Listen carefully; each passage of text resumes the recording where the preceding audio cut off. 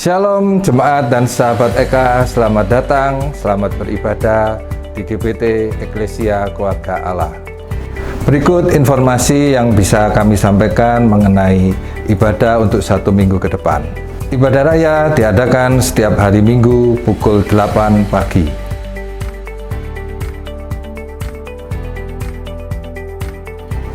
Ibadah sekolah minggu diadakan pada pukul 8.30 pagi.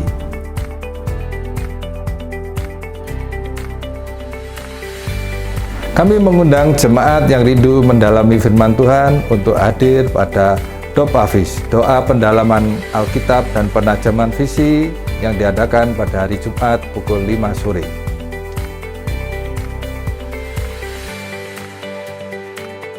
Kami mohon bantuan jemaat untuk mendukung sosial media GBT Eka. Demi kenyamanan selama proses ibadah, kami mohon jemaat untuk mematikan handphone atau memposisikan handphone pada mode silent. Sekian informasi yang dapat kami sampaikan. Terima kasih atas perhatiannya. Selamat beribadah. Tuhan Yesus memberkati. Shalom. Puji Tuhan, mari kita datang ke hadapan Tuhan Yesus. Mari siapkan hati kita untuk menyembah dan memuji Tuhan. Tuhan Yesus yang sangat baik. Terima kasih Tuhan Yesus. Di setiap keadaan kami Tuhan, di setiap situasi kami, Engkau menjaga langkah kami, Engkau menjaga hidup kami. Bersamamu Tuhan Yesus, kami dapat melewati badai yang besar. Mari siapkan hati kita mau datang memuji Tuhan. Mari kita sama-sama bersekutu untuk menyembah memuji Tuhan.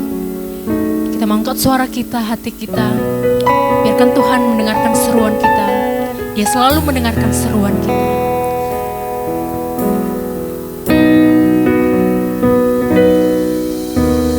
Di setiap musim hidupku,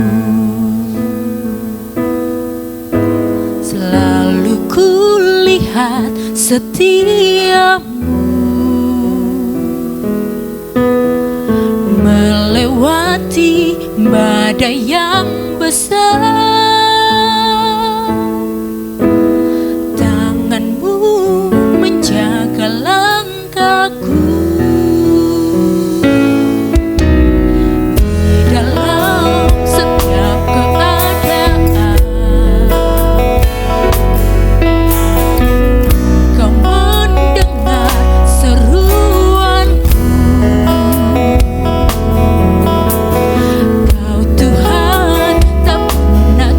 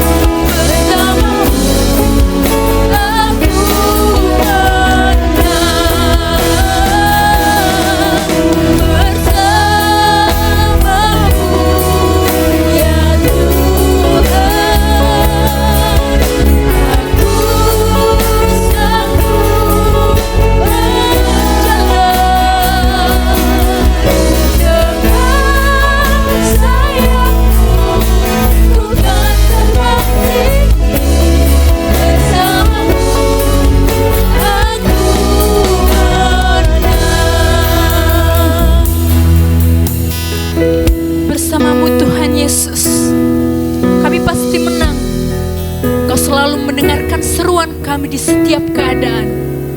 Kami mau angkat tangan kami Tuhan Yesus, angkat suara kami, biar Engkau mendengar seruan kami Tuhan. Kami di sini menyembah, memuji Engkau. Engkaulah yang layak disembah. Kami muliakan nama-Mu, Raja segala raja di surga, di segala bangsa di dunia Tuhan Yesus. Dengarkanlah kami Tuhan, manusia yang tidak sempurna ini, yang sangat lemah. Kami membutuhkan Engkau Yesus untuk melewati badai yang besar, karena tangan-Mu Tuhan yang berlubang menjaga setiap langkah kami, menjaga hidup kami Tuhan. Hadirlah di sini Tuhan, 1-2 orang memuji Engkau, Engkau hadir di sini dengan kesungguhan hati kami.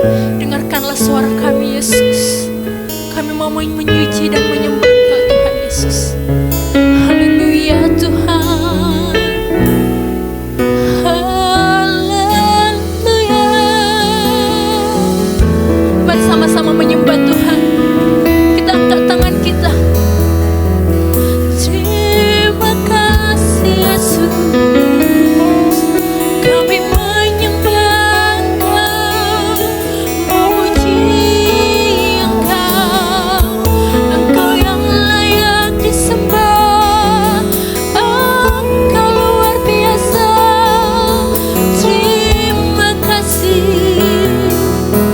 Terima kasih Tuhan atas penyertaan-Mu.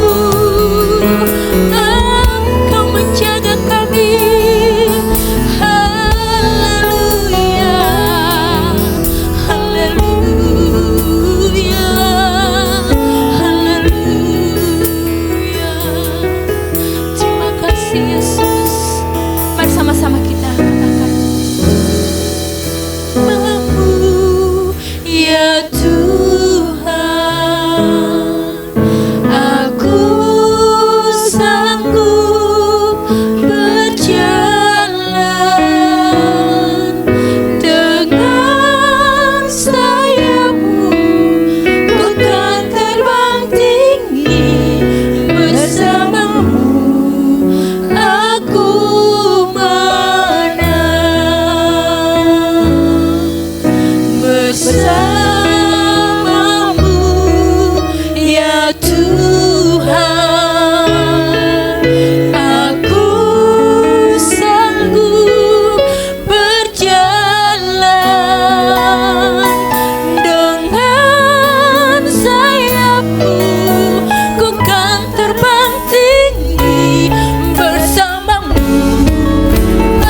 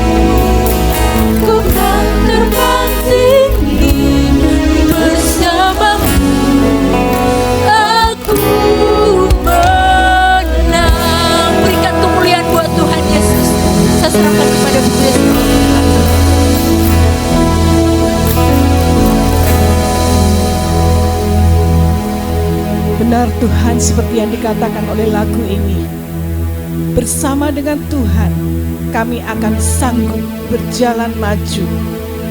Bersama dengan Tuhan kami akan terbang tinggi.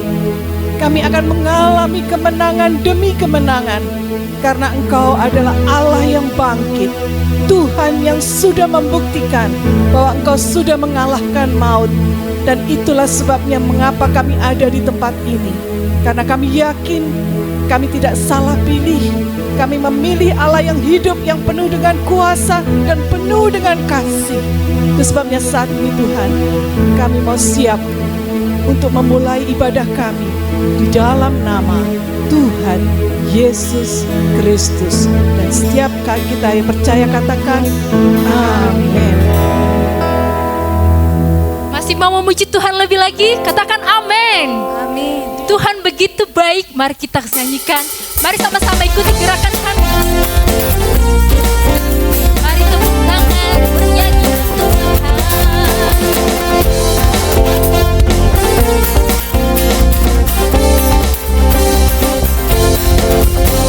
Betapa baik Engkau Tuhan, kasih-Mu tiada berkesudahan.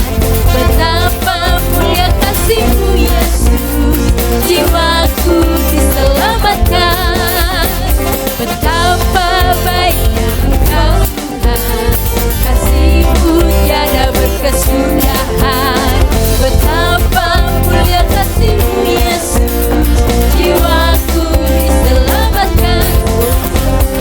Hosana ku memuji Tuhan, Hosana ku tinggikan Yesus.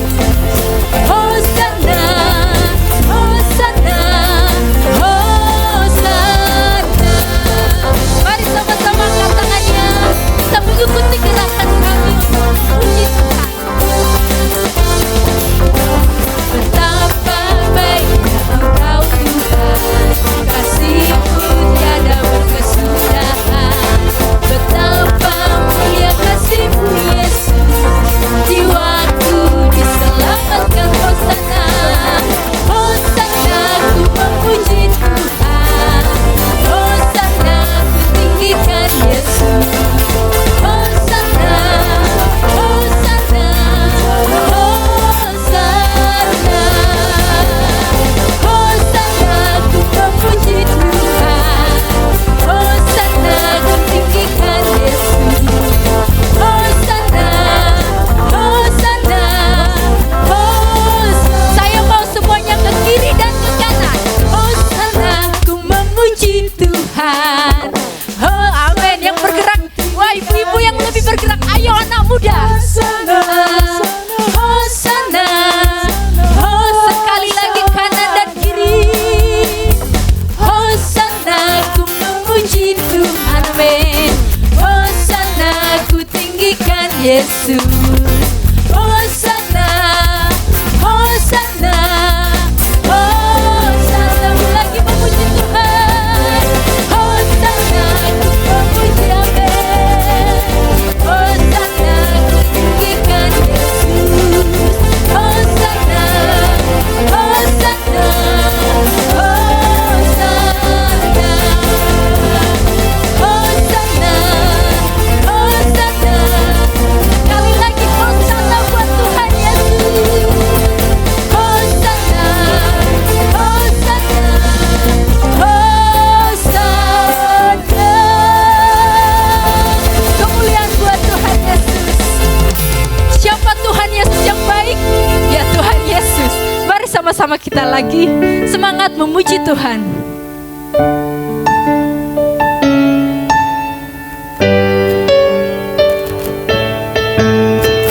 Mari sama-sama bertepuk tangan.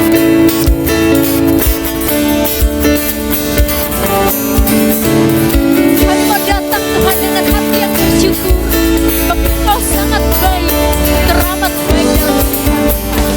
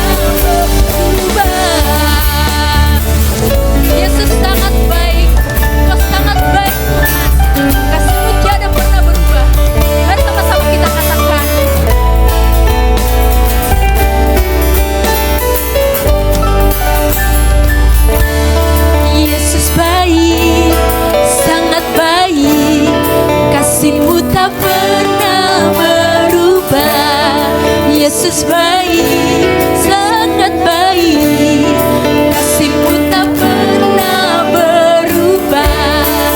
Yesus baik, sangat baik, kasih-Mu tak pernah berubah. Sekali lagi mari sama-sama katakan, sangat baik, kasih-Mu tak pernah berubah. Engkau baik, sangat baik, tak pernah berubah. Engkau baik, sangat baik, kasih setiamu. Sekali lagi mari katakan, Engkau baik, Engkau baik, sangat baik, kasih setiamu tak pernah berubah. Engkau baik, sangat baik, kasih setiamu tak pernah berubah. Kasih setiamu tak pernah berubah. Kemuliaan buat Tuhan Yesus. Amin. Bersama-sama kita kembali duduk. Kita mau siapkan hati kita mendengarkan firman Tuhan. Setiap pribadi kita yang mau mendengarkan firman Tuhan, Tuhan mau selidiki hati kita. Tuhan selidiki hati kami untuk lebih datang mendengarkan firman-Mu. Jadikan itu dalam rema dalam hidup kami, Tuhan Yesus.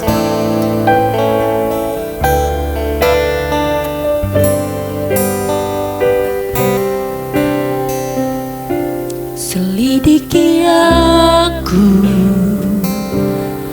lihat hatiku, apakah ku sungguh mengasihi-Mu, Yesus. Kau yang Maha tahu dan menilai hidupku, tak ada yang tersembunyi bagi-Mu. Telah kulihat kebaikan-Mu yang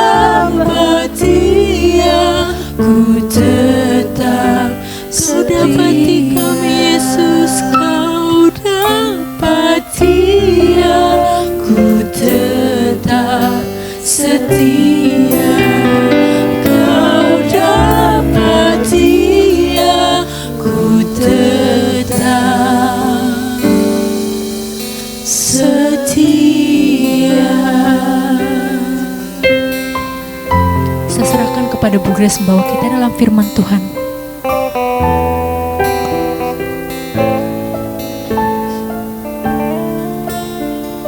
Kami siap ya Tuhan. Biarlah Engkau berbicara dalam hidup kami saat ini.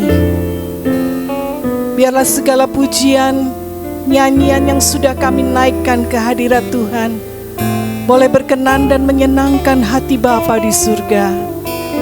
Dan sebentar kami akan siap. Kami mau merendahkan hati kami. Kami mau membuka hati dan pikiran kami agar firman Tuhan boleh berbicara secara pribadi dalam hidup kami. Dan Roh Kudus akan menuntun kami supaya kami boleh mengerti kebenaran demi kebenaran yang Tuhan sampaikan melalui hamba-Mu. Pakai dan urapi hamba-Mu yang lemah, yang tidak berguna ini Tuhan. Kau sucikan hati pikiran kami, sehingga benar-benar firman-Mu boleh menjadi rema dalam hidup kami masing-masing. Kami serahkan Tuhan waktu ini ke dalam pimpinan Roh Kudus. Biarlah Tuhan sendiri yang akan memakai dan menyiapkan tanah hati yang subur, sehingga benih firman Tuhan boleh bertumbuh dan berbuah dalam hidup kami. Kami boleh diubahkan, kami boleh ditransformasi, sehingga kami pulang dengan menjadi ciptaan yang baru di dalam Tuhan. Terima kasih Bapa. Kami akan menyerahkan waktu ini ke dalam pimpinan Tuhan di dalam nama Tuhan Yesus Kristus. Dan setiap kita katakan amin. Silakan duduk saudara.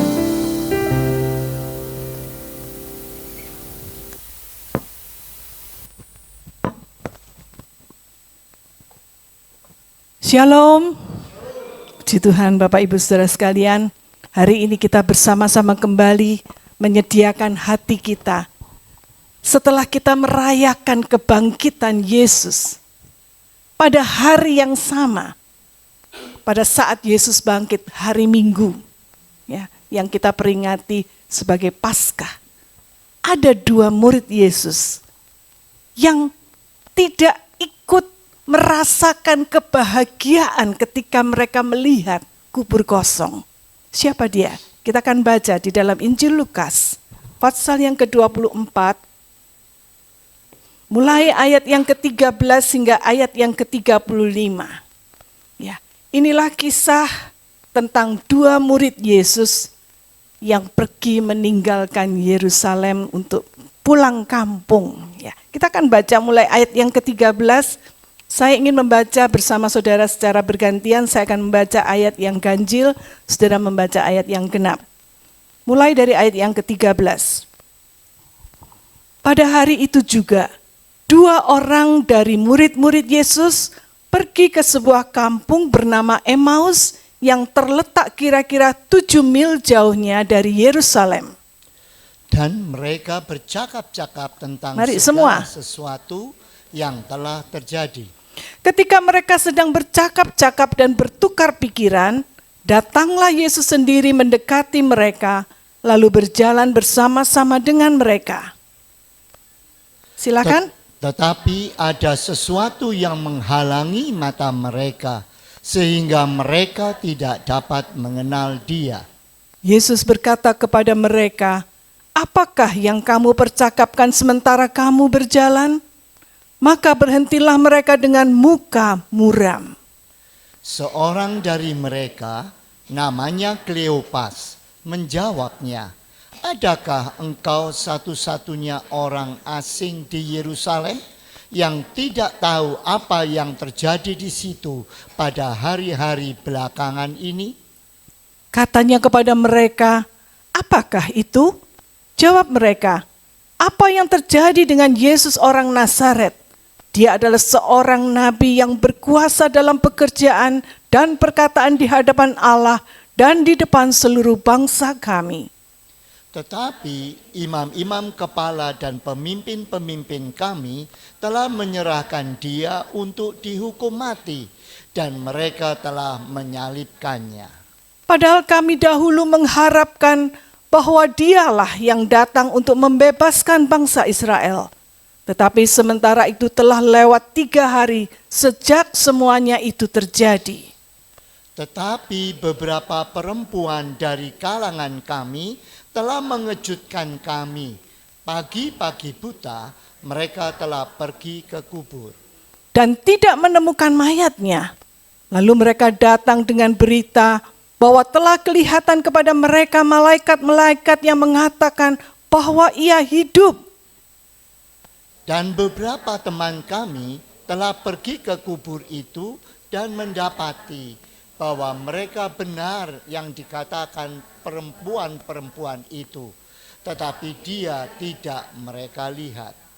Lalu ia berkata kepada mereka, "Hai kamu orang bodoh, betapa lambannya hatimu, sehingga kamu tidak percaya segala sesuatu yang telah dikatakan para nabi. Bukankah Mesias harus menderita semuanya itu untuk masuk ke dalam kemuliaannya?" Lalu ia menjelaskan kepada mereka apa yang tertulis tentang dia dalam seluruh kitab suci, mulai dari kitab-kitab Musa dan segala kitab nabi-nabi. Mereka mendekati kampung yang mereka tuju. Lalu ia berbuat seolah-olah hendak meneruskan perjalanannya. Tetapi mereka sangat mendesaknya, katanya, "Tinggallah bersama-sama dengan kami, sebab hari telah menjelang malam dan matahari hampir terbenam." Lalu masuklah ia untuk tinggal bersama-sama dengan mereka. Waktu ia duduk makan dengan mereka, ia mengambil roti, mengucap berkat, lalu memecah-mecahkannya dan memberikannya kepada mereka. Ketika itu terbukalah mata mereka dan mereka pun mengenal dia. Tetapi ia lenyap dari tengah-tengah mereka.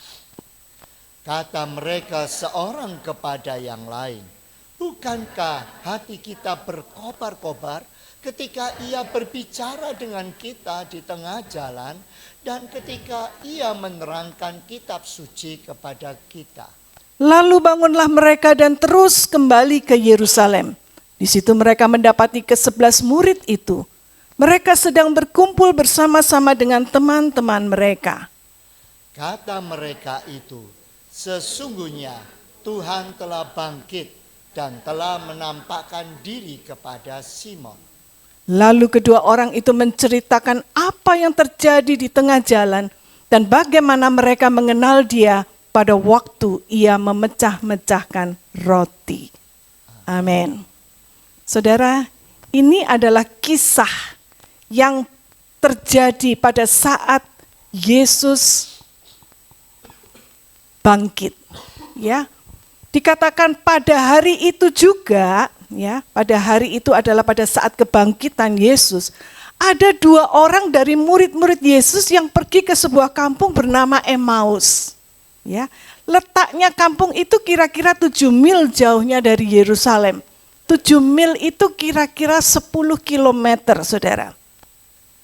Apa yang dilakukan oleh dua murid Yesus ini? Mereka merasa bahwa mereka tidak ada lagi gunanya tinggal di Yerusalem. Karena apa yang mereka harapkan, apa yang mereka cita-citakan tentang gurunya, sekarang sudah bubar jalan. Gak ada lagi sisanya.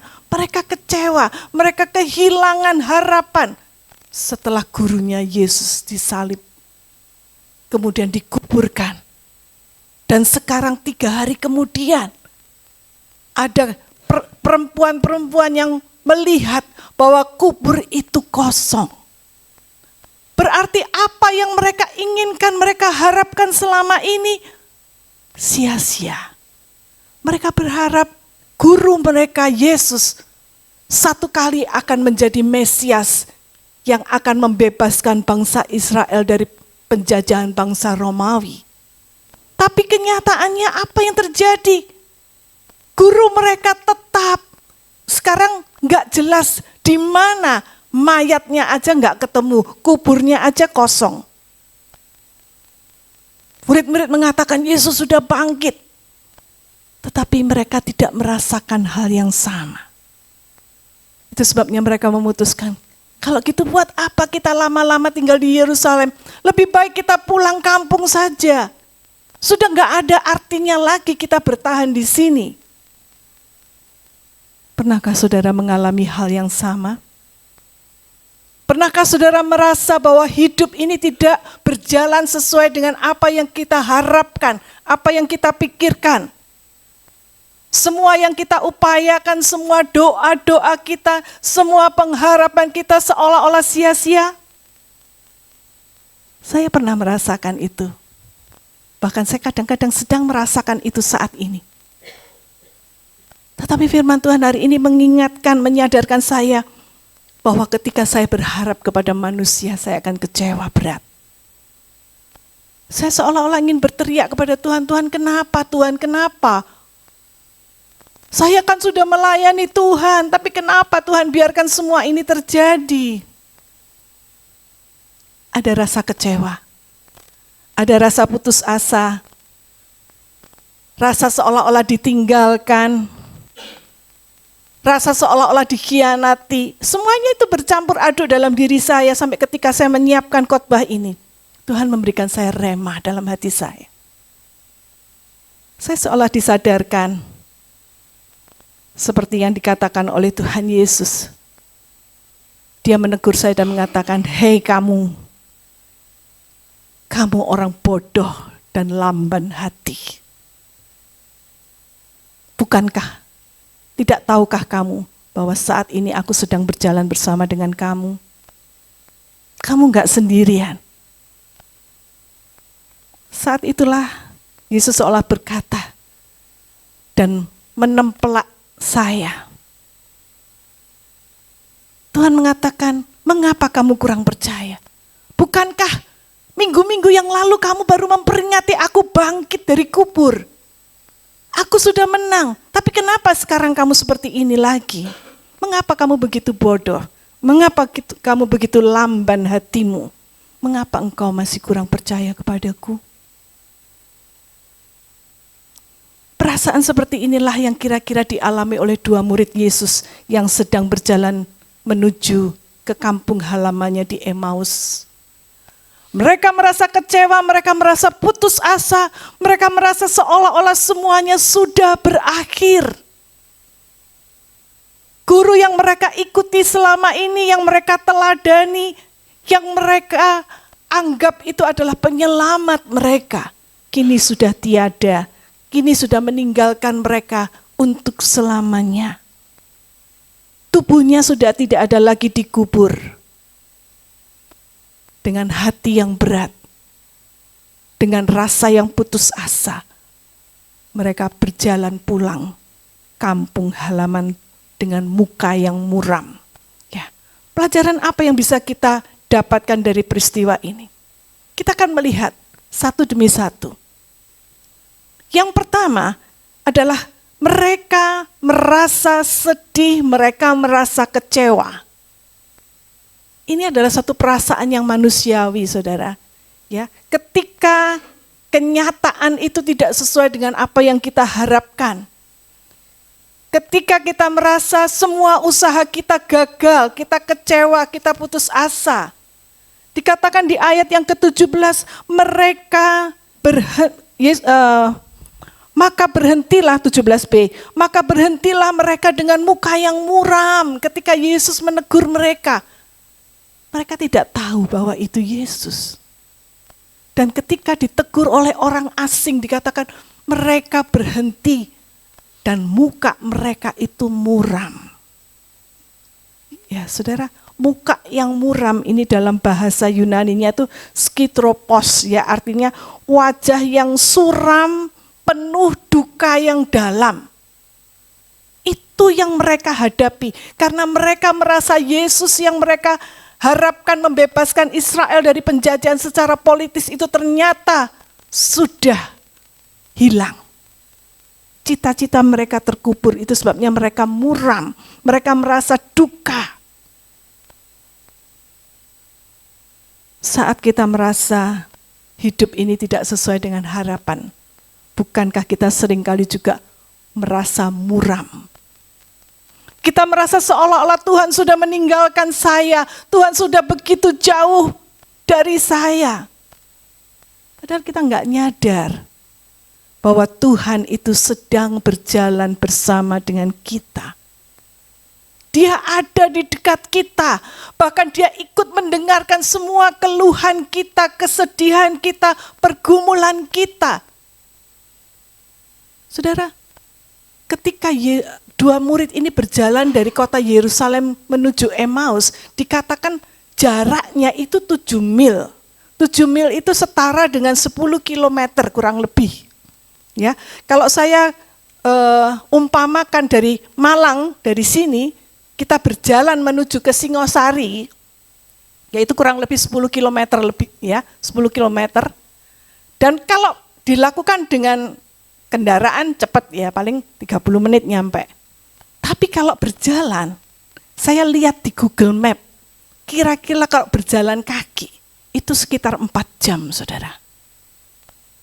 Nah, bayangkan, selama 4 jam, murid-murid itu berjalan bersama Yesus. Tapi mereka nggak nyadar bahwa itulah Yesus. Itulah orang yang sedang mereka percakapkan. Orang yang sudah mengecewakan dia. Saudara, mengapa ini bisa terjadi?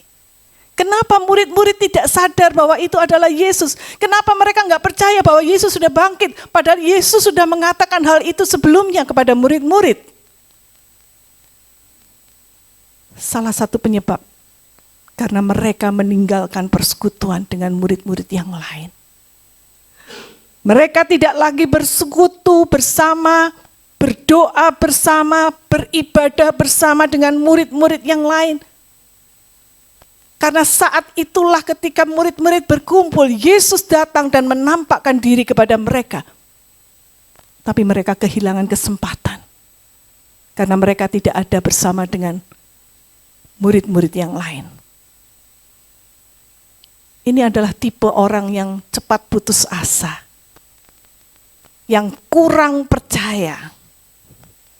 Saudara, apa yang kita lakukan ketika hidup tidak seperti yang kita harapkan? Ketika semua usaha kita nampaknya gagal, ketika kita merasa kecewa, kita putus asa, kemana kita akan lari? Kepada hal-hal yang negatif kah? Mungkin pelarian kita dengan rokok, narkoba, minum-minuman keras, atau kepada gadget kita. Saudara, ataukah kita datang kepada Tuhan, kita bersekutu dengan Tuhan melalui doa, firman, dan persekutuan dengan orang-orang kudus lainnya. Karena justru di tempat di mana orang-orang percaya bersekutu, disitulah Tuhan hadir menampakkan diri. Dan kalau kita tidak ada di dalamnya, kita kehilangan kesempatan melihat kehadiran Tuhan yang menguatkan, yang memberikan semangat yang baru. Saudara, seringkali kita kecewa dan kita ingin memaksakan kehendak kita kepada Tuhan. Bukannya mencari kehendak Tuhan atas hidup kita, tapi kita mau Tuhan menuruti apa yang saya kehendaki. Saudara, apapun kekecewaanmu hari ini, bawa semua kepada Tuhan. Jangan biarkan kekecewaan itu menghentikan perjalanan imanmu. Ini yang menegur saya begitu dalam, seperti palu godam yang besar itu. Jangan sampai kekecewaan itu menghentikan perjalanan imanmu. Jangan sampai menghentikan pelayananmu. Karena saya hampir-hampir meninggalkan pelayanan, saudara. Karena saya merasa kecewa, saya merasa enggak mampu. Saudara, itulah yang terjadi. Apa yang Yesus lakukan sekarang pertanyaannya kepada dua murid yang kecewa tersebut? Nah, ini yang menarik. Yang pertama, Yesus ingin mengoreksi cara berpikir mereka yang salah. Ya.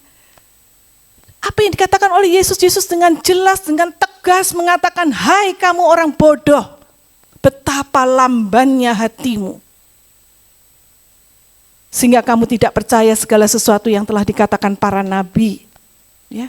Ini yang dikatakan di ayat yang ke-25. Kalau saya coba melihat dari terjemahan yang lain dikatakan, Yesus berkata kepada mereka, bodoh benar kalian ini. Sukar benarkah bagi kalian untuk mempercayai apa yang telah dituliskan para nabi dalam kitab suci? Apakah kamu sukar percaya apa yang sudah dikatakan oleh Tuhan melalui firman-Nya? Dan saya merasa tertegur dengan keras akan kebodohan saya. Dan tell me-nya saya, ya, lamban berpikir sampai-sampai saya mau memutuskan untuk meninggalkan pelayanan. Murid-murid kecewa karena mereka merasa bahwa Yesus sudah gagal. Dia tidak lagi bisa membebaskan bangsa Israel dari penjajahan bangsa Roma. Tetapi justru saat itulah Yesus menegur mereka dengan keras, tapi penuh kasih. Nah, dan mengingatkan mereka bahwa apa yang dia lakukan di atas kayu salib, penderitaannya itu adalah bagian dari rencana penebusan Allah. Yang kelihatannya bagi dunia itu kekalahan, tetapi sebenarnya itu adalah satu kemenangan. Apa yang dilakukan Yesus itu tidak berkaitan dengan urusan politik, tetapi adalah rencana Allah untuk penebusan manusia. Yesus mengingatkan dua muridnya bahwa mereka salah mengerti maksud rencana Allah. Saudara, yang pertama, Yesus ingin mengoreksi cara berpikir kita. Seringkali cara berpikir kita itu salah. Seringkali kita berpikir apa yang kita pikirkan itu yang paling benar. Ternyata tidak selamanya seperti itu. Dan Tuhan ingin mengingatkan pola pikirmu itu rubah. Jangan seperti itu. Yang kedua, apa yang dilakukan oleh Yesus? Di dalam ayat yang ke-27 dikatakan, lalu ia menjelaskan kepada mereka apa yang tertulis tentang dia dalam seluruh kitab suci, mulai dari kitab Musa dan segala kitab nabi-nabi. Dengan kata lain, Yesus ingin membuka pikiran mereka lewat penjelasan kitab suci. Itu yang sudah dikatakan oleh nabi-nabi, dinubuatkan, bahkan mulai dari kitab Musa, Taurat. Yesus tidak langsung mengatakan kepada mereka, ini loh aku. Enggak. Dia terlebih dulu berjalan bersama dengan mereka. Dia terlebih dulu mendengarkan apa yang mereka ceritakan. Kemudian dia bertanya. Dan baru setelah itu, dia mulai menjelaskan isi kitab suci. Yesus ingin mengembalikan harapan mereka lewat firman Tuhan. Bukan dengan mujizat langsung, saudara. Lewat firman Tuhan. Dia ingin tunjukkan bahwa kitab suci itu sudah menubuatkan tentang penderitaannya, tentang kematiannya, dan tentang kebangkitannya. Hanya masalahnya, mereka mungkin lupa. Mereka mungkin malas memeriksa, mengingat apa yang sudah dikatakan oleh kitab suci mereka. Seringkali saudara ketika menghadapi persoalan hidup, masalah hidup, kemana dan bagaimana kita mencari solusinya? Apakah kita akan bertanya kepada orang-orang yang ada di sekitar kita, gimana ya kalau aku seperti ini? Atau kita pergi ke orang pintar, tanya, bagaimana Pak? Gimana solusinya? Atau mungkin anak-anak muda yang sekarang sudah lebih canggih, tanyanya ke AI, ke internet, ke Google, ke ChatGPT. Tanya, kalau aku seperti ini gimana solusinya? Nah, saudara nggak salah tanya kepada mereka. Tapi ingat, tidak semua solusi yang mereka berikan itu pasti benar. Karena apa yang mereka berikan itu sesuai dengan apa yang saudara informasikan kepada mereka. ChatGPT, luar biasa, saya sering memakai. Tetapi itu hanya sebatas informasi yang ingin saya dapatkan, itu sebatas apa yang saya sudah ingin, yang saya inginkan itu sebatas saya membuka diri seberapa banyak kepada dia. Dia nggak ngerti saya seluruhnya, dia nggak ngerti cara berpikir saya, dia nggak ngerti perasaan saya. Sehingga kadang-kadang solusi yang diberikan itu tidak tepat, salah arah, dan akibatnya bukannya memberikan solusi yang tepat, malah masalahnya menjadi makin ruwet. Itulah yang terjadi. Pertanyaannya, mengapa kita harus mencari jawaban dari sumber-sumber yang dapat salah? Padahal Tuhan sudah memberikan solusinya dengan tepat di dalam firman Tuhan. Memang firman Tuhan tidak memberikan semua solusi secara praktis, saudara, tetapi sudah memberikan guidance, prinsip-prinsip yang akan menuntun kita. Kalau saudara baca firman Tuhan, saudara pahami firman Tuhan, saudara akan mendapatkan jawabannya di sana. Masalahnya banyak orang Kristen gak mau repot-repot baca firman Tuhan. Atau mendengarkan firman Tuhan yang benar. Ya firman Tuhan itu macam-macam, ya tergantung siapa yang menyampaikan. Kadang-kadang firman Tuhan itu memang keras, kadang-kadang menohok kita. Seperti yang dikatakan oleh Yesus kepada murid-muridnya, hai kamu orang bodoh. Kadang-kadang kita dibodoh-bodohin oleh firman Tuhan. Orang yang lamban hati, sulit percaya. Mengapa saudara? Banyak orang Kristen yang cari firman Tuhan itu maunya yang enak-enak saja. Yang menjanjikan berkat. Yang menjanjikan mujizat, solusi langsung, cepat. Tanpa biaya, tanpa usaha. Maunya yang gitu saudara. Tapi kalau firman Tuhan yang keras, aduh, hidup ini sudah penuh dengan stres, sudah capek. Kok dikasih yang keras-keras toh? Gak enak lah, gak asik lah firman Tuhannya. Membosankan lah, jenuh saya. Firman Tuhan lagi. Padahal di dalam firman Tuhan itulah jawaban, solusi dari setiap persoalan hidup kita. Saudara, hari-hari ini manusia diracuni dengan filsafat hedonisme. Apa filsafat hedonisme? Itu adalah pandangan hidup atau ajaran filsafat yang menganggap bahwa kebahagiaan atau kenikmatan itu adalah tujuan utama hidup manusia. Dalam hedonisme, sesuatu dianggap baik jika dia mendatangkan kesenangan. Dia dianggap enggak baik kalau dia menimbulkan penderitaan. Ya, itu sebabnya enggak heran. Kalau orang Kristen maunya cuma firman Tuhan yang bisa menyenangkan telinganya saja. Yang bisa menyegarkan hatinya. Ya, sudah suntuk di kerjaan, di rumah. Masa firman Tuhannya keras lagi? Saudara, kadang-kadang pendeta itu harus bersaing dengan stand up comedy. Yesus membuka pikiran manusia melalui penjelasan kitab suci yang benar. Kalau saat ini ada di antara saudara yang mulai bosan, mulai jenuh, muak terhadap firman Tuhan, hati-hati. Bagaimana Tuhan bisa berbicara dalam hati dan membuka pikiran saudara. Dan saudara bisa menemukan solusi dalam hidup kalau saudara malas belajar firman Tuhan. Jangan andalkan perasaan. Andalkan firman. Itu sebabnya saya menantang saudara, ayo baca. Ayo renungkan firman Tuhan setiap hari. Karena firman Tuhan itu akan membuka mata rohani saudara, akan mencelikkan saudara. Bukan sekedar saudara mengalami pengalaman emosional saja, enggak.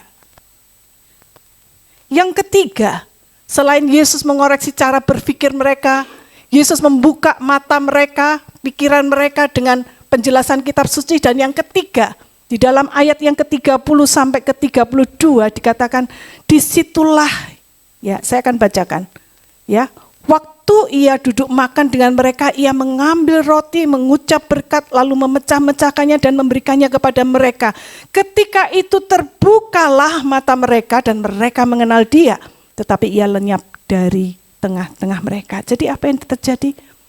Yesus mencelikkan mata rohani mereka dan hati mereka ketika dia memecah-mecahkan roti atau perjamuan kudus. Saat itulah dikatakan, maka kata seorang kepada yang lain, bukankah hati kita berkobar-kobar ketika ia berbicara dengan kita di tengah jalan dan ketika ia menerangkan kitab suci kepada kita? Puncaknya pada saat Yesus membagi-bagi roti, mereka baru ngeh, mereka baru sadar, inilah Tuhan. Ini yang sudah dia lakukan pada saat perjamuan malam terakhir. Dia membagi-bagikan roti kepada murid-muridnya dan mengatakan, inilah tubuhku. Dia membagikan anggur dan mengatakan, inilah darahku yang akan dicurahkan untuk kamu. Aku harus mengalami penderitaan. Aku harus disalib. Tetapi inilah rencana Allah untuk menebus dosa manusia. Yesus mencelikkan mata rohani mereka dan hati mereka mulai berkobar-kobar kembali. Mata di sini bukan mata fisik tetapi mata rohani. Dan itu menimbulkan perasaan hati yang berkobar-kobar. Saudara, kita melihat Tuhan membuka mata mereka pada waktu yang tepat. Tuhan tidak langsung pada saat berjalan bersama mereka langsung mengatakan, tada, inilah aku sudah bangkit. Enggak gitu, saudara. Dia berjalan bersama mereka berkilometer, 10 kilometer selama 4 jam. Baru setelah sampai di tempat di rumah mereka, Yesus diundang masuk ke dalam rumah, Yesus duduk. Di situ disediakan roti dan ketika dia bagikan, pecahkan roti dan mengatakan ini, baru mereka sadar, inilah Yesus. Dan saat itu Yesus lenyap. Saudara, Tuhan membuka mata mereka pada waktu yang tepat. Itu sebabnya jangan kecewa kalau doa-doa kita tidak langsung dijawab oleh Tuhan. Tuhan punya waktu sendiri untuk menyatakan dirinya pada saat yang tepat. Mereka baru mengenali Yesus saat Yesus memecahkan roti. Apa itu roti? Roti itu adalah simbol persekutuan. Ya, kita makan roti atau makan makanan perjamuan bersama hanya dengan orang-orang yang kita kenal ya. Orang-orang yang dekat dengan kita undang dia, ayo kita makan malam bersama atau kita ketemuan di mana kita makan. Bukan dengan orang asing tapi orang yang dekat. Yesus membagikan roti kepada murid-murid karena mereka punya hubungan yang dekat. Ya, roti itu adalah simbol persekutuan dan sekaligus dia mengatakan roti ini adalah tubuhku yang akan dipecah-pecahkan. Ini adalah simbol pengorbanan Kristus. Saudara, ketika hubungan kita dengan Tuhan dekat, ketika kita masuk di dalam perjamuan kudus, ini adalah simbol kedekatan kita. Kita memiliki hubungan yang intim dengan Tuhan kita. Kita diingatkan kembali bahwa roti yang kita makan itu adalah simbol dari tubuh Kristus. Tubuh Yesus yang tercapik-capik di atas kayu salib. Itulah yang sekarang bersatu dengan tubuh dan darah saya. Kalau kita punya hubungan yang dekat dengan Tuhan, maka kita juga akan bisa mengenal Dia. Mengenal apa yang Dia sukai, apa yang Dia benci. Mengenal apa kehendaknya, apa rancangannya, kita tahu. Kita tahu kalau kita melakukan sesuatu, oh ini enggak sesuai dengan kehendak Tuhan, kita enggak jadi melakukannya. Saudara, orang yang punya hubungan dekat, intim, dia punya kode-kode rahasia sendiri yang orang lain enggak bisa tahu, tapi hanya mereka yang dekat itu yang tahu. Ya mungkin kedipan mata, gini, atau apa ya yang biasa mereka lakukan. Nah, suami saya sering bercerita ya, dia punya kode khusus untuk memanggil ya, mengumpulkan istri dan anak-anaknya kalau lagi berpencar-pencar. Dia punya siulan khusus yang khas. Yang orang lain nggak ngerti itu apa sih, suara apa itu. Tapi ketika kami mendengar, walaupun kami jauh-jauhan gitu ya, misalnya di mall atau di mana begitu ya, kami berpencar. Kalau dia sudah bersiul seperti itu, kita segera noleh. Kemana ini? Di mana dia? Di mana dia? Kita cari dan kita ngumpul. Ya, saudara, hubungan yang dekat menimbulkan kesatuan hati. Saudara, demikian juga kalau kita ingin memiliki hubungan yang intim dengan Tuhan. Kita ingin peka dengan apa yang Tuhan inginkan. Ikutlah dalam perjamuan kudus. Kita tahu saat kita mengalami Tuhan, ketika hubungan kita dengan Tuhan itu intim, maka kita tidak akan lagi bermajah muram. Tapi hati kita berkobar-kobar untuk Tuhan. Karena kita tahu Yesus hidup. Dan dia berjalan bersama dengan kita. Dia menyertai kita. Ya, ada satu kutipan yang saya ingin tolong ditampilkan. Kita dipanggil itu bukan untuk jalan dengan wajah tertunduk, saudara. Bukan dengan wajah yang muram, itu bukan panggilan kita, bukan panggilan Tuhan Yesus terhadap kita, orang percaya. Tetapi dengan hati yang menyala, karena Yesus sudah bangkit, dan dia berjalan bersama dengan kita. Jadi kalau ada orang Kristen yang wajahnya masih muram saat ini, ingat, itu bukan panggilan Tuhan atas hidupmu. Kita harus mendekatkan diri kita kepada Tuhan. Kita harus bersekutu dengan Tuhan melalui firman-Nya, melalui doa, melalui perjamuan kudus. Dan disitulah mata rohani kita akan tercelikkan. Apa yang terjadi dengan murid-murid setelah mata mereka tercelik bahwa benar itu Yesus? Mereka dikatakan, mereka segera kembali ke Yerusalem dan menyaksikan kepada murid-murid yang lain bahwa Yesus hidup. Bahwa Yesus sudah menampakkan diri kepada mereka. Yesus sudah berjalan bersama dengan mereka. Kabar baik. Ini kabar baik harus segera dibagikan. Gak boleh disimpan untuk dirinya sendiri. Ya. Setelah mereka mengenali Yesus, mereka langsung kembali ke Yerusalem untuk menyaksikan kepada murid-murid yang lain. Bagaimana dengan kita? Kalau saudara sudah mengalami kasih Yesus, jangan simpan untuk dirimu sendiri. Ceritakan kepada orang lain, mungkin mereka sedang berjalan di Emmaus mereka masing-masing. Mungkin mereka sedang mengalami kekecewaan, mengalami putus asa. Mereka enggak tahu apa yang harus mereka lakukan. Ceritakan kabar baik itu kepada mereka. Kabar baik tidak bisa disimpan untuk diri kita sendiri. 2 murid itu berangkat ke Emmaus dengan kekecewaan. Tetapi mereka kembali ke Yerusalem dengan sukacita, dengan semangat yang baru, semangat yang berkobar-kobar untuk memberitakan kabar baik. Saudara perhatikan ada progres dalam perjalanan iman mereka dari wajah yang muram, kemudian mereka akhirnya berbalik kembali ke Yerusalem dengan sukacita, dengan berkobar-kobar semangat mereka. Nah saudara, saya nggak tahu hari ini mungkin saudara sedang menghadapi kekecewaan, keputusasaan. Saudara tidak mendapatkan solusi, tapi ingat, Yesus nggak jauh. Dia ada bersama dengan saudara. Dia berjalan bersamamu, dia mengerti perasaanmu, bahkan dia sedang berbicara lewat firman-Nya. Dia juga mengundang kita untuk bersatu dalam perjamuan kudus hari ini. Yesus ingin kita bersekutu, bersatu dengan dia. Ketika kita mengambil tubuh dan darah Yesus, lakukan itu dengan iman. Dengan sebuah keyakinan.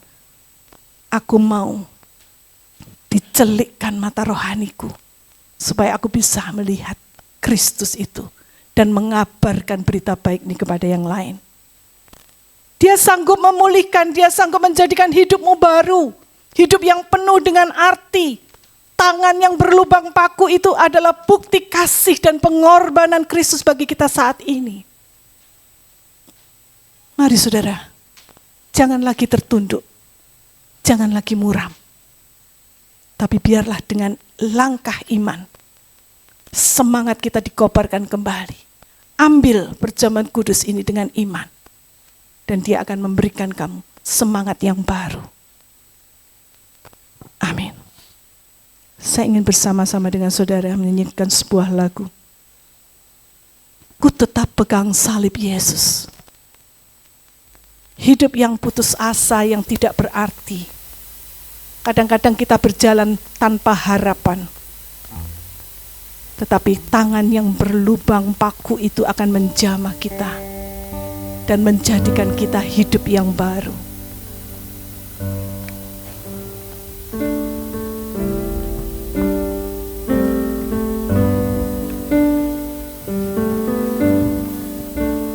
Hidup yang putus asa tak berarti, jalan dengan tanpa harapan, namun tangan yang berlubang paku menjamah jadi hidup baru. Dan kayu yang kasar,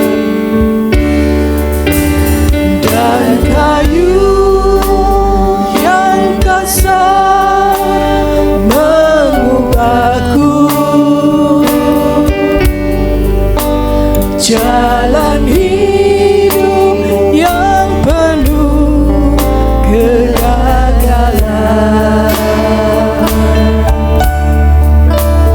Ku puji Dia selama-lamanya, sebab salib mengubah hidupku. Dan katakan, dan ku yakin,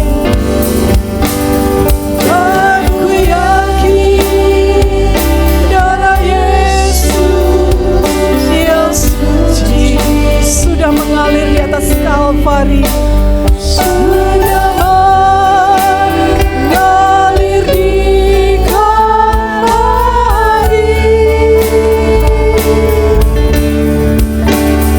Bila zaman berlalu, dunia mendaru, ku tetap pegang salib itu.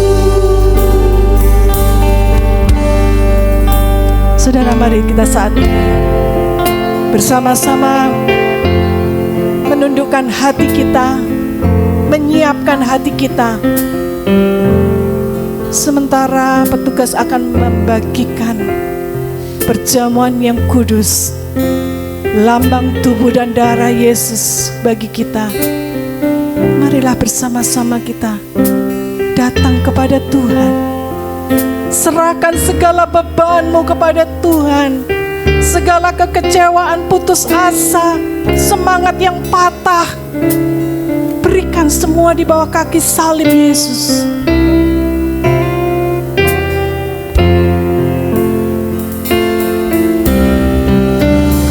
Hidup yang putus asa tak berarti, jalan dengan tanpa harapan,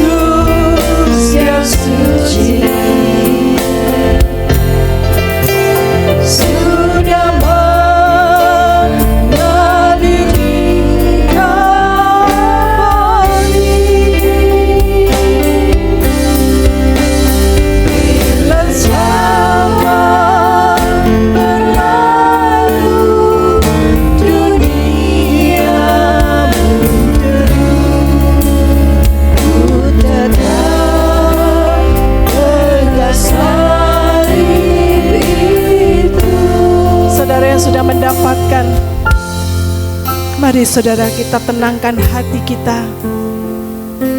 Berdoalah kepada Tuhan. Tangan yang berlubang paku, lambung yang tertusuk tombak, itu adalah bukti Yesus sudah menderita untuk saudara dan saya. Dia rela lakukan semua ini karena kasih-Nya.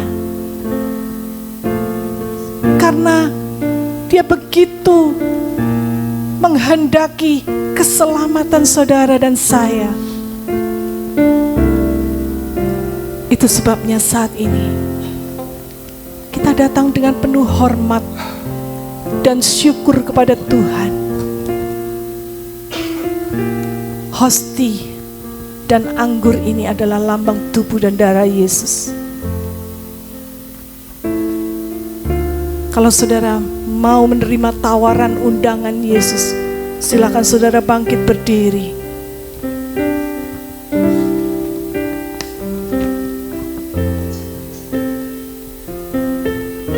Firman Tuhan mengatakan, sebab apa yang telah kuteruskan kepadamu itu telah aku terima dari Tuhan, yaitu bahwa Tuhan Yesus pada malam waktu Ia diserahkan, Dia mengambil roti, dan sesudah itu Dia mengucap syukur atasnya. Ia memecah-mecahkannya dan berkata, inilah tubuhku yang diserahkan bagi kamu. Perbuatlah ini menjadi peringatan akan daku. Bukankah roti yang kita pecah-pecahkan ini adalah persekutuan dengan tubuh Yesus? Amin. Amin. Mari kita makan bersama dengan iman.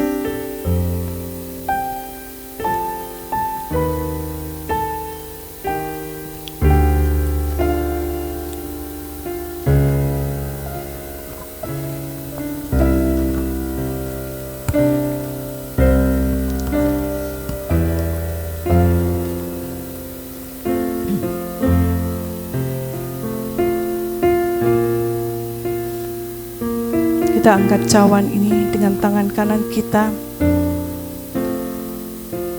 Firman Tuhan mengatakan demikian juga Dia mengambil cawan sesudah makan lalu berkata, cawan ini adalah perjanjian baru yang dimeteraikan oleh darahku.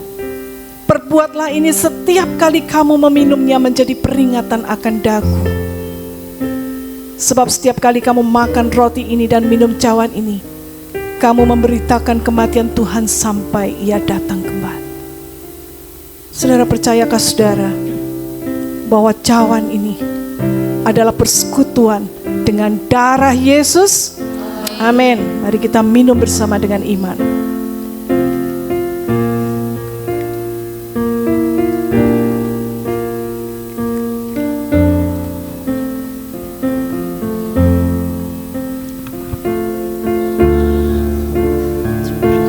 Saudara yang berterima kasih kepada Tuhan boleh mengangkat kedua tangan saudara. Terima kasih Tuhan. Apa yang sudah Tuhan lakukan di atas kayu salib itu tidak sia-sia, tetapi itu mengingatkan saya, mengingatkan kami semuanya akan kasih dan pengorbanan Tuhan yang tidak kenal batas. Terima kasih Tuhan. Kami tidak akan berhenti, mulut kami tidak akan diam. Kami akan beritakan kabar baik ini, sukacita yang Tuhan berikan kepada dunia, sehingga mereka juga boleh mengenal Engkau. Biarlah tubuh dan darah Yesus itu menyucikan hati, pikiran, dan seluruh hidup kami, dan menjadikan kami manusia yang baru di dalam Tuhan. Terima kasih Tuhan. Di dalam nama Tuhan Yesus kami berdoa. Dan setiap kita yang percaya katakan amin. Silakan duduk saudara.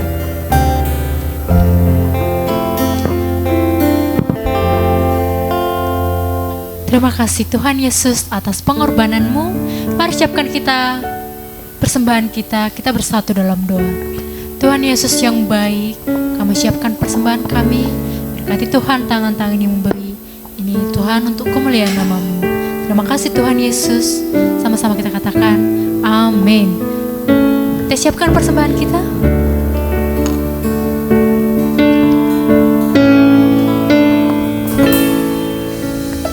Tidak dengan tangan yang hampa, ku datang ke hadirat-Mu, menyatakan rasa syukurku atas segala berkat-Mu.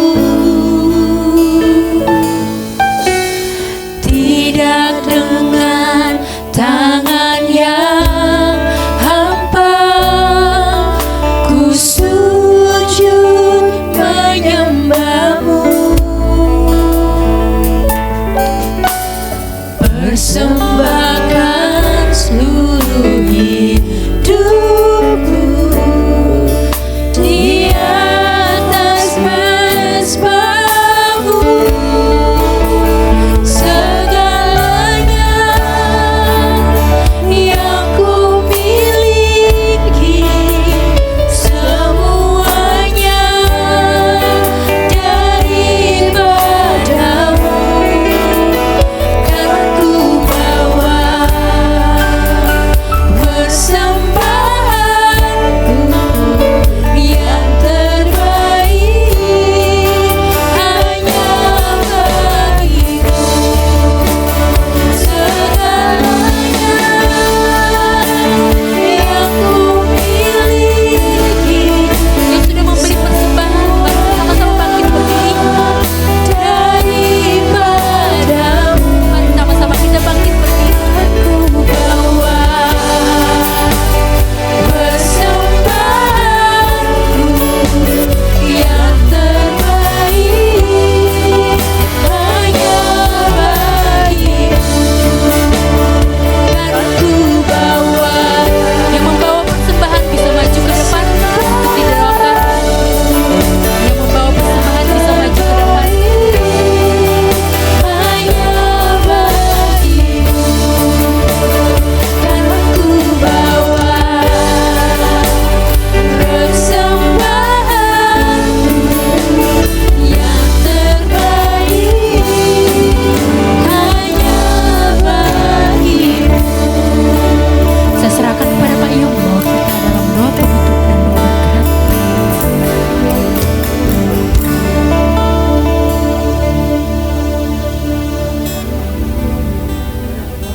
Kepadamu, karena kami tahu Bapa, Engkau sudah memberikan yang terbaik bagi kami.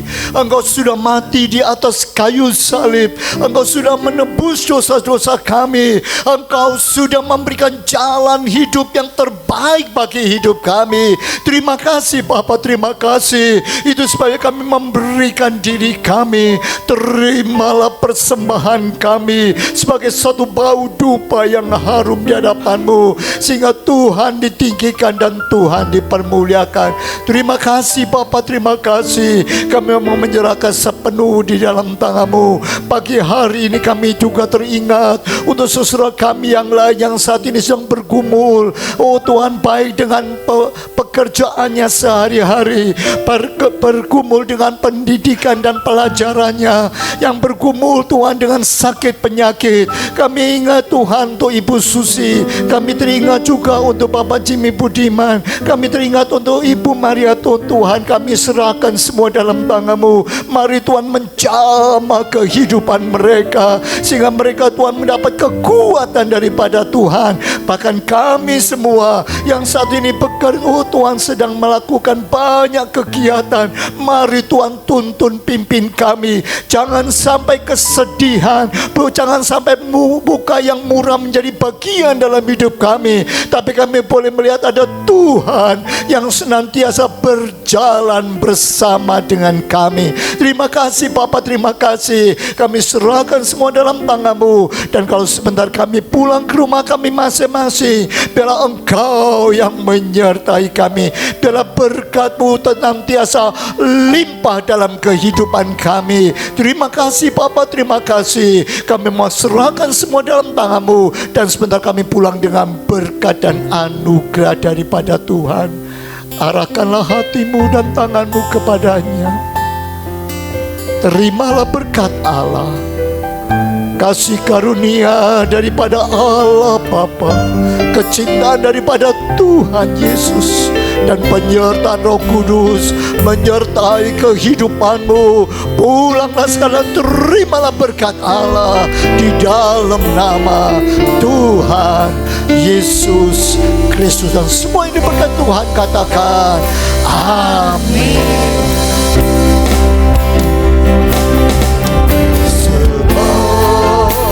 Tuhan melindungi, Tuhan menyertai dengan wajah-Nya, memberi kasih karunia, damai sejahtera. Tuhan Yesus berkati. Sebab Tuhan melindungi, Tuhan menyertai dengan wajah-Nya, memberi kasih karunia, damai sejahtera. Tuhan Yesus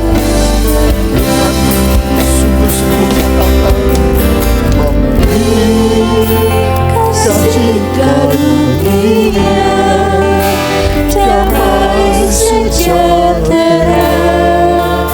Tuhan Yesus berkati. Marilah kita mengambil saat teduh sejenak, merenungkan kebenaran firman Tuhan dan menjadikannya pedoman dalam hidup kita.